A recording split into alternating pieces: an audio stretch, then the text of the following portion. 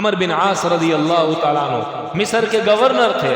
ان کے بیٹے نے ایک مصری نوجوان کے ساتھ مقابلہ کیا گھوڑ سواری کا. چنانچہ اس کا گھوڑا آگے نکل گیا، ان کا گھوڑا رہ گیا.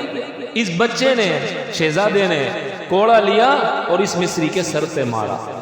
یہ مصری یہاں سے گیا مدینہ منورہ. عمر بن خطاب رضی اللہ تعالیٰ عنہ کو شکایت کی کہ عمر، تمہارے مقرر کردہ گورنر کے بیٹے نے میرے پر یہ ظلم کیا ہے.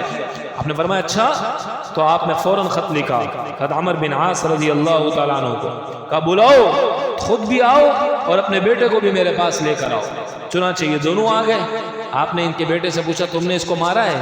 کہا مارا ہے. کہا کیوں مارا ہے؟ کہا یہ وجہ تھی کہ اس کا گھوڑا میرے گھوڑے سے آگے نکل گیا. ہماری کوئی وجہ ہے مارنے کی؟ آپ نے اس مصری کو کہا کھڑے ہو جاؤ، یہ لوگ کوڑا، اور جتنی زور سے اس نے تمہیں مارا تھا اتنی زور سے مارنا، زیادہ زور سے نہ مارنا ورنہ ظلم اور زیادتی ہو جائے گی. وہ فرمایا لوگوں کی مائیں انہیں آزاد جانتی ہیں اور تم غلام بناتے ہو.